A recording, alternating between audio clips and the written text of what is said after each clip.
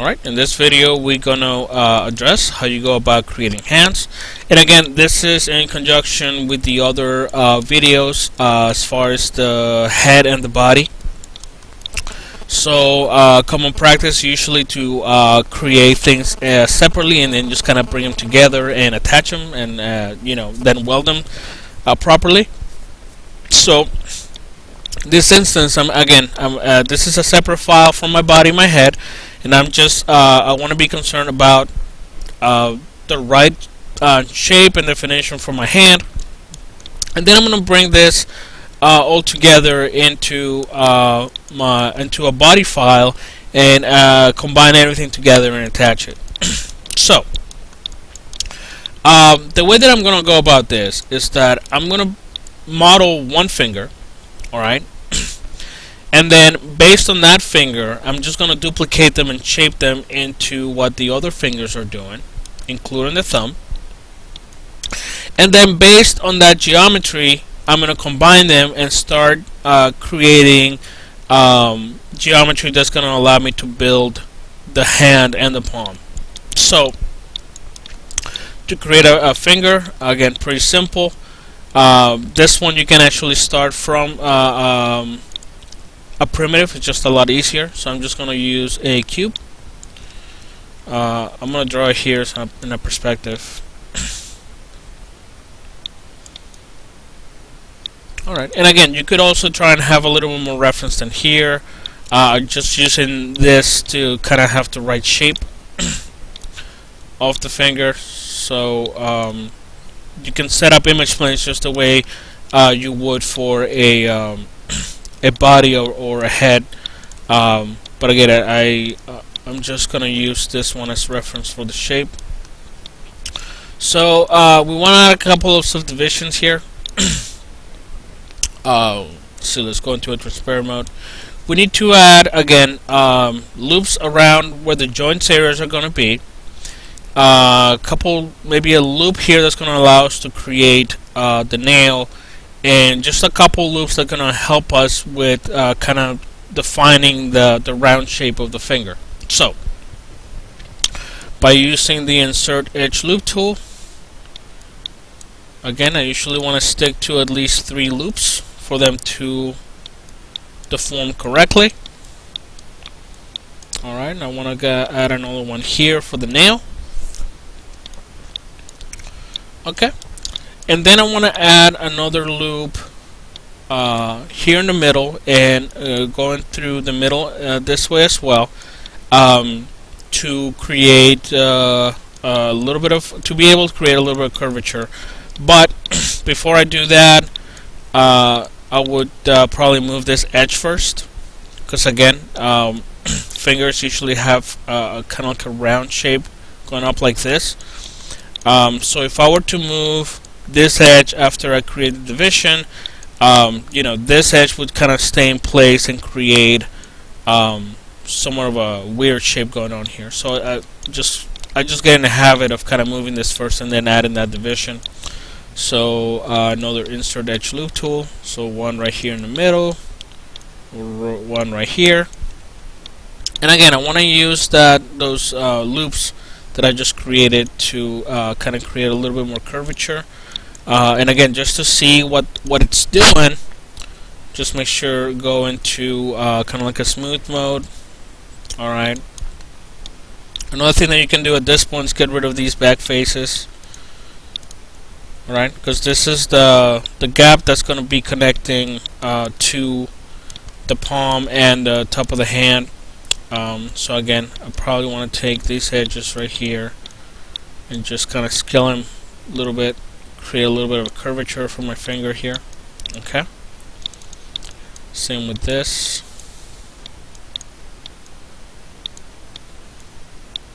Alright, so something along the lines of that.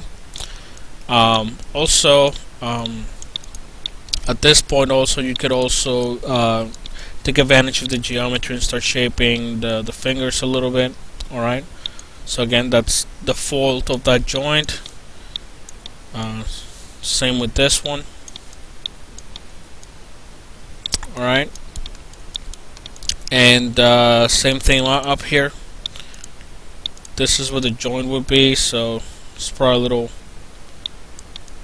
kind of bony like this. But again, be mindful that these edges are kind of pretty close to each other, so kind of creating a little bit of sharpness here. This might be a little bit too exaggerated, so again, either make sure to bring them down, or you could also select these edges and just use the slide edge loop tool to kind of make sure you don't get these sharp edges. And you know, they should still fold correctly because you have the right topology for it. So something along the lines of that. Then we're going to go ahead and create the nail by just selecting these faces. Alright, I'm going to go back to this. And I'm going to be using, let's see, I'm going to extrude. And I'm going to scale this in. Like this. Alright. I'm going to move this down a bit. And then I'm just going to extrude this out like that. Maybe make this a little bit more straight or round like this, and push this out a bit. Alright, and again, something like the nail is something that's not, especially if you are texturing your character using real world textures, it's something that you either want to address by creating the detail with geometry, or you could just again texture and make sure that you have the right bump mapping or normal mapping for it to look correctly. And again, I'm just going to do a couple more adjustments before I start copying the stuff. Put it out like this. Maybe I'll use a little bit of self-selection like this, so it's affecting the whole model and not just the edge of it. Alright, so that looks decent enough. Alright, and again, at this point I want to go into my top viewport, and I'm going to start making copies of this finger, and again, just kind of shaping them into what is what these are doing. So I'm just going to go ahead and move on to that file where I've already copied this. I believe it's Hansel 1. Alright, so again, basically it was all copies of the same finger. You just kind of lay them out, make sure you scale them and move them and kind of place them where they need to go. You know, the thumb is going to go through a little bit of more of an adjustment. One thing you got to keep in mind is again, by looking at the reference, or even your own hand as a reference, is how the thumb is facing. And again, it's kind of in a sideways angle, looking in this direction rather than facing up the way that the other fingers do. So again, that's very important to try and keep the right shape of our hands. Next step, let's just move on to the next file.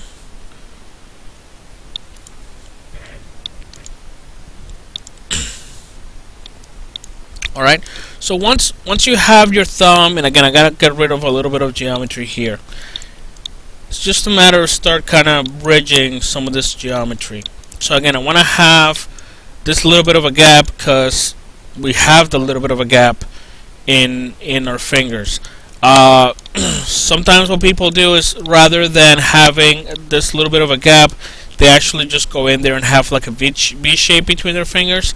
That could be, again, when it comes to animation and making sure that it's deformed correctly, having a V shape between fingers rather than having a little bit of a gap might be a bit of a mistake. I've seen examples where it just doesn't deform right, so I just got into the habit of making sure that's the case. And we're also connecting this finger to the thumb. Alright, and again, using the geometry that's created by combining all these fingers, I started kind of forming what the fingers, what the palm is going to be. And it was just a matter, again, of selecting these edges and using the extrude and just kind of pulling it out. And again, at first I'm not too concerned about how big my faces are or what geometry I'm creating. This is going to change as soon as start kind of extruding some of this stuff out. So again, just to go into the next one.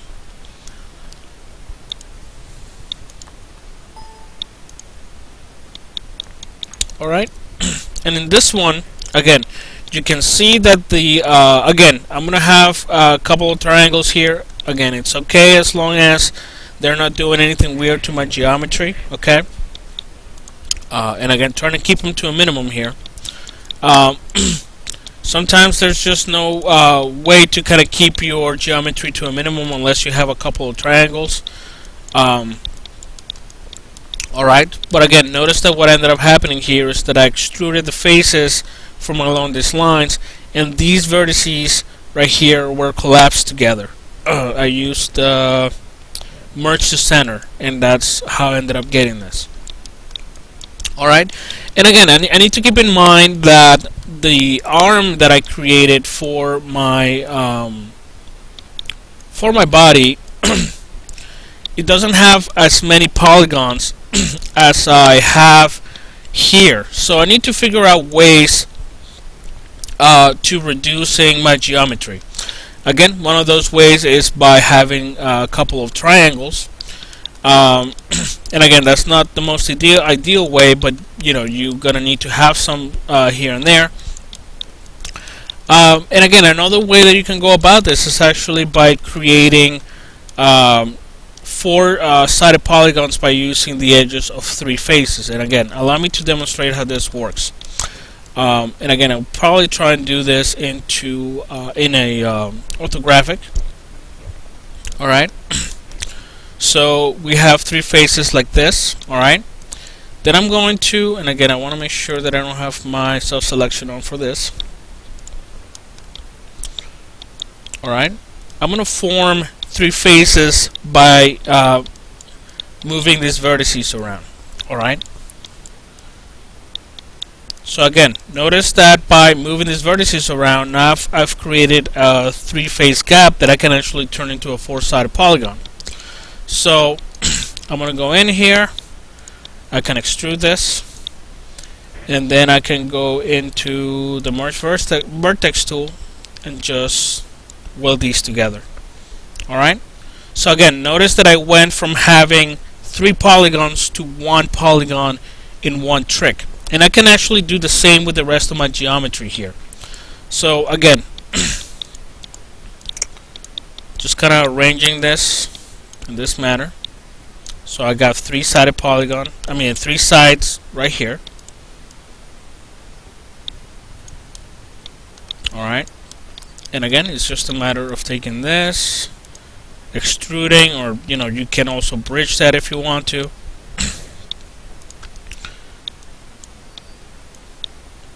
Alright, so again, that's one of the tricks that you're gonna have to use to create lower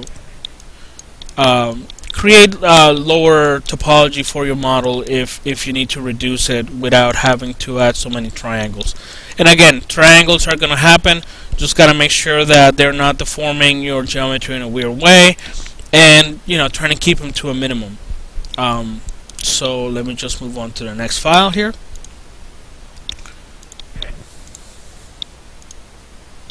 Alright, and again, in this one you're going to see that I started doing a couple things. I haven't gotten to the point where I actually simplify my geometry here. Based on the geometry that I had here on the side, I actually created what's going to be part of the wrist. Alright, and based on that, I started creating the geometry that creates some of the shapes that happen in the palm, which is this kind of like pouchy area that's right next to the thumb. Okay, so again, using the geometry that I created by bridging my my index to my thumb, and by creating some geometry, again, based on the geometry that I created on these faces that I extruded off my pinky, I just built this kind of wrist thing. And again, this can be anything. I kind of just extrude it out and then draw it around. Again, the topology is probably gonna have to change at some point. But if you're not, if you don't want to go into the trouble of drawing this yourself, you can also use a primitive to create the shape and start kind of connecting the edges. I just went ahead and drew it myself, and then I connected. Again, I kind of bridged and then added resolution to create this shape. Going into the next one.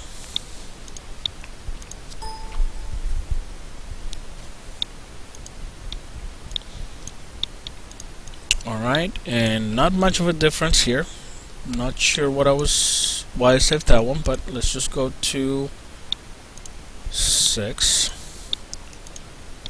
Alright, so this one is an almost complete hand here. I don't know if I added all the details that I need to, but again, you see here that I used the technique to reduce my polygon count by creating these shapes and then extruding them out. So instead of having 6 faces that were kind of coming out from whatever I had going out here, I only have 3 faces going here. I also started bridging and connecting my topology that I have on my thumb. Alright, and again, kind of making sure that it has a nice flow so it deforms correctly. At the bottom, again, use the geometry that I created here to be able to kind of start creating this pouchy area that's right under the fingers here. And again, I also used that technique to reduce my polygon count by taking some of these and forming these 4-sided faces right here. Okay, and again, always keep it into account that I needed to keep this flow for this to create that kind of pouchy area that we got going on here. And again, we're seeing that I have a 3-sided polygon right here. Again, at this point, I was just kind of making sure to have something that has the right shape and some nice flowing geometry that's going to fold correctly. So, this might be a problem that I might be able to address later on once I attach the arm to the hand. At this point, doesn't seem to be doing that much of anything there, so it's fine. Alright, and that's how you go about creating a hand. Now the next step is to take all the pieces that we created and kind of bring them together and start attaching. So that's going to be next.